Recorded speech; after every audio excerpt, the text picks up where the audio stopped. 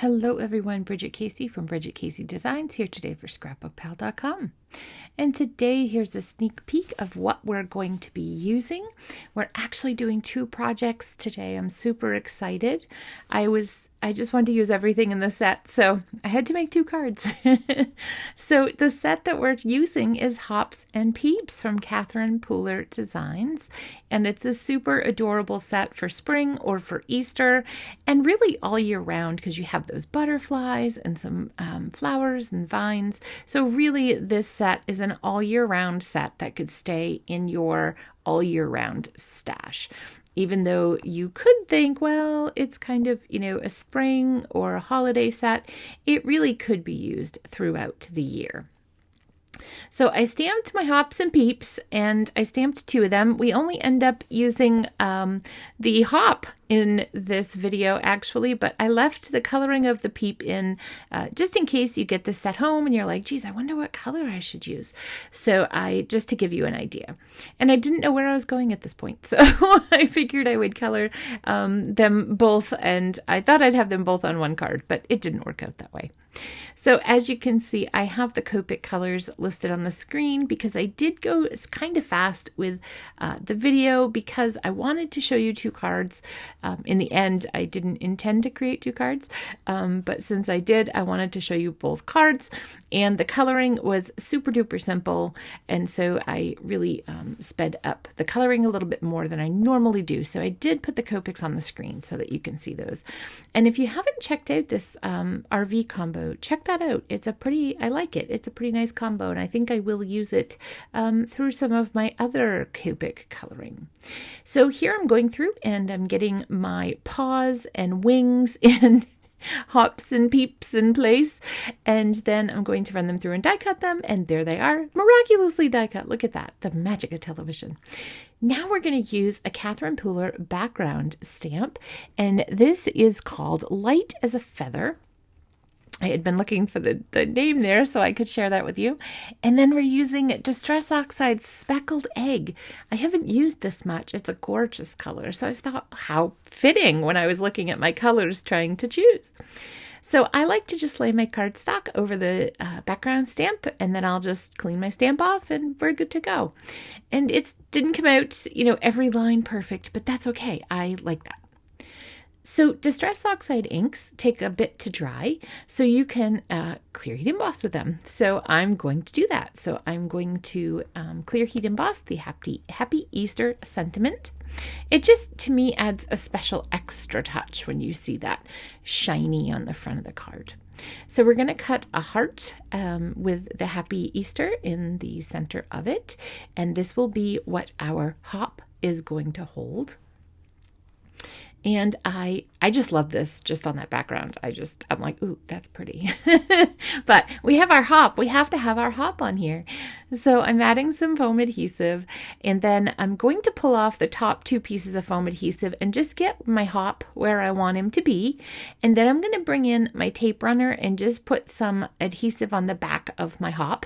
So he is flat on the card and the heart is popped up. And then I almost forgot his little paws. I almost put one at the bottom so he was kind of holding it at an angle, but I decided where he's peeking up over the heart. So there is our first card, all finished, super, super quick, super simple, would be great to mass produce for family and friends. So here's our next card, and I'm itching for spring. I live in Maine.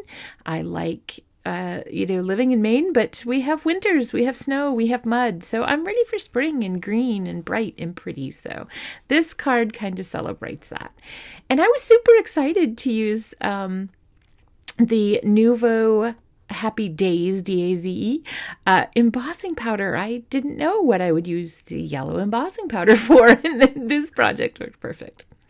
So I'm using Lawn Fawn white embossing powder now on my butterflies. I did stamp them on my card, but they did not come out well. So I had to switch embossing inks, and I stamped them onto vellum, and you'll see how I'm going to fix it. We're not going to throw the card base away. We're going to go with it. but you're going to see how we're going to fix it here in a few minutes. First, we're going to go to my Catherine Pooler inks and my Picket Fence Life Changing Blending Brush. And we're going to go ahead and we're going to get 3 colors on: Mint to Be, I love the names, Glitz, and Be Mine. So I'm just kind of laying out my pattern of color here and making sure I have room for everybody on the panel, because we want to include everybody. And I'm using my disgusting stamping cloth to clean up the excess ink kind of as we go, because I don't want to mix the colors on the side. I don't want to be in the yellow and pull in the pink.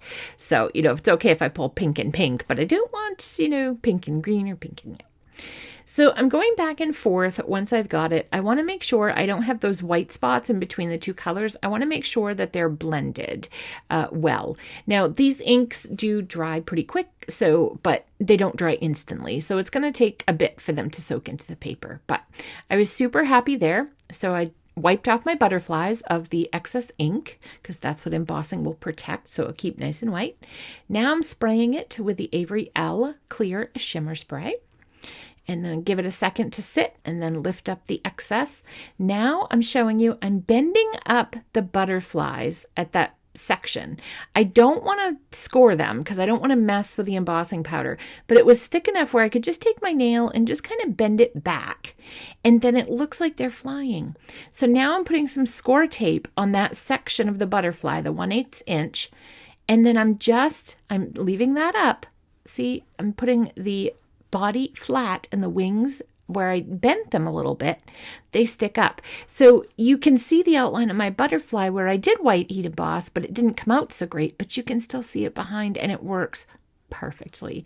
I was so super stoked with how this card came out. I had a vision, not this, it didn't start out as this, but I ended up loving being able to do that with the butterflies. So I was so super stoked.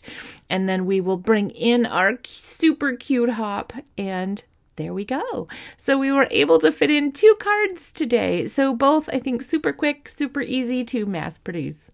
Thank you so much for watching. Don't forget to like this video and subscribe. We'll see you next time. Happy crafting.